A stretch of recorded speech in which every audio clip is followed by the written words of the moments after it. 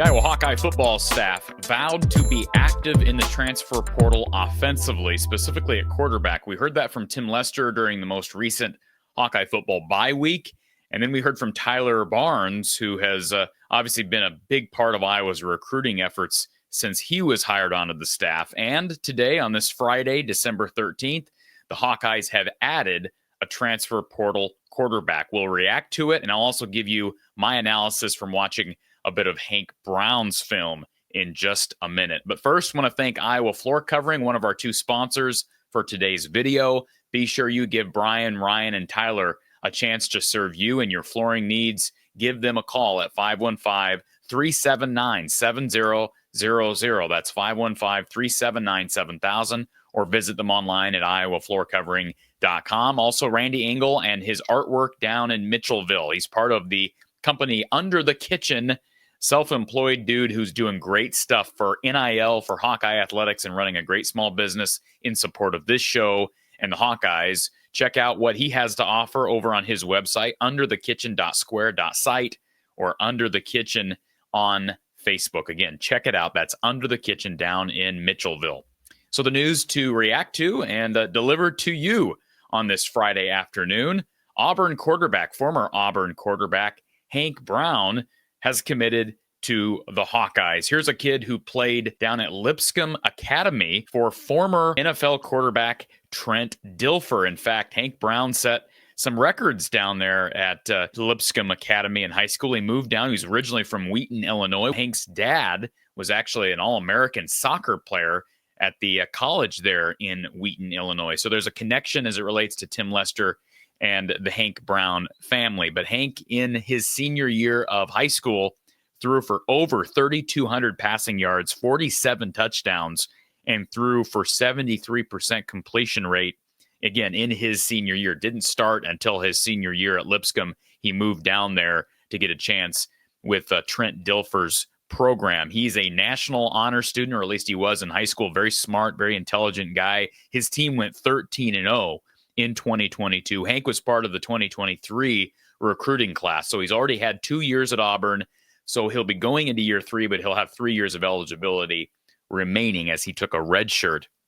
I mentioned his father. He's got good athletic bloodlines. His brother also was a successful collegiate athlete. His brother played D1 college football at Chattanooga, which is a solid FCS program. Now, he was initially committed, Hank was, to Liberty. That was when Hugh Freeze was the head coach at Liberty. Hugh then went to Auburn, and Hank switched his commitment over to the Tigers. He had other offers in that 2023 class from the likes of Minnesota, Illinois, Pittsburgh, UAB, and some FCS schools, in addition to the Auburn Tigers. He was rated the number 71 overall quarterback according to the 247 Sports composite ratings.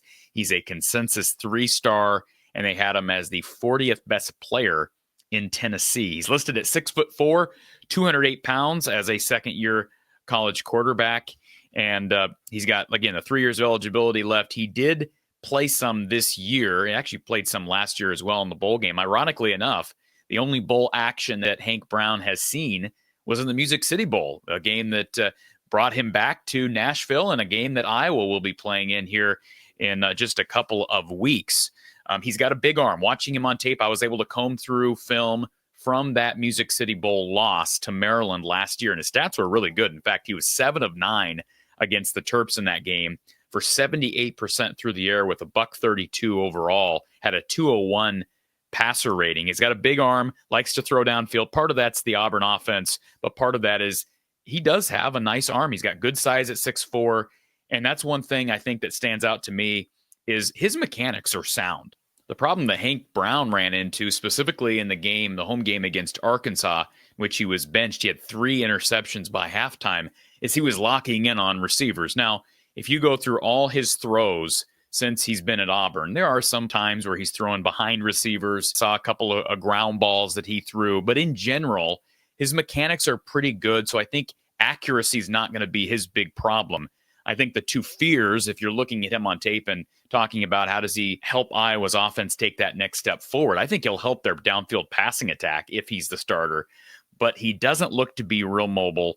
And then again, can he go through progressions and avoid locking in on his receivers and allowing his eyes to cause problems? And then the DBs see that and, of course, react. And that's what happened against Arkansas. I did see a beautiful deep throw. Again, it was against an FCS opponent, or excuse me, an FBS opponent, but a bad one in New Mexico. He had a nice 48-yard throw down the field that was good for 50-plus to DeAndre Lambert-Smith, a beautiful dime down that right sideline. And he throws everything with touch. That's the good thing. Like, he is not a Deacon Hill, Spencer Petras, Nate Stanley. He throws the ball with touch. And like I said, I'm no QB's guru, but it appears he has very good mechanics. Not surprising given the fact that he was coached and developed by Trent Dilfer at Lipscomb Academy in Nashville. So I think that's probably one of the big elements here that Tim Lester likes as far as building this room.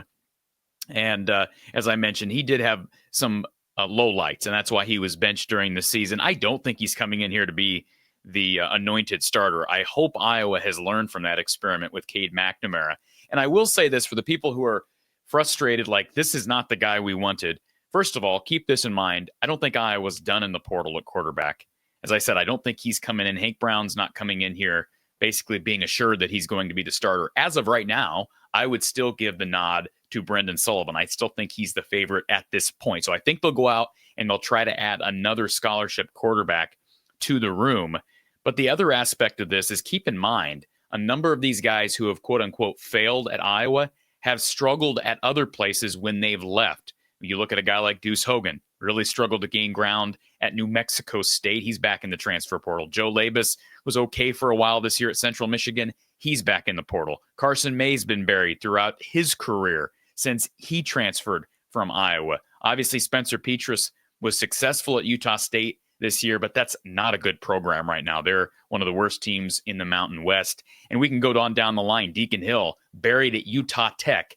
So at least here's a guy who has been on the cusp of being a full-time starter at not only a Division I program, but an FBS program and an SEC program in Auburn. Yes, he was not the full-time starter. He ended up getting benched, but he does have some Power 4 film against high major competition like Maryland. Maybe not the best of film against Arkansas, but with the exception being Cade McNamara, what other quarterback that's been through the program, specifically under Brian Ferentz, could you say that about?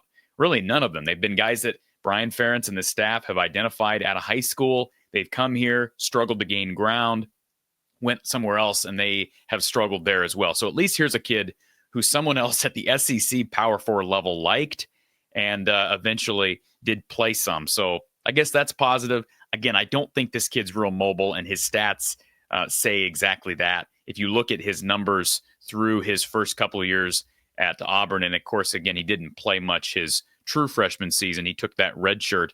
But you look at his rushing numbers, really nothing to write home about. Had 3 attempts in 2024 this year. So he's not looking to run, right? And those may have been sacks for all I know without looking back at the tape. So we'll see. Hank Brown added to the room, and he'll have 3 years of eligibility remaining. Looks like he's got good mechanics, not the most mobile, and certainly better experience than some of the other guys that have attempted to play quarterback of late at Iowa. And again, I think Iowa's still going to add someone else in the portal. So chin up, folks. Positive news, they've added to the room. I'll say that. Positive news, and this is a guy that Tim Lester apparently likes. They offered him right away, got him to campus. He was at the Cyhawk game last night, and now he's committed, and I wouldn't think he's cost Iowa a ton NIL-wise. I can't imagine a guy with the stats that Hank Brown has or doesn't have to this point demanding much money. But, you know, you never know in this day and age of college football. There's a lot of money being thrown out there, folks. Be sure you like and subscribe. Hit that like button before you head on out here, and we'll have continuous transfer portal, recruiting, and bowl coverage right here from the Hawkeye of the Storm. We'll talk to you soon.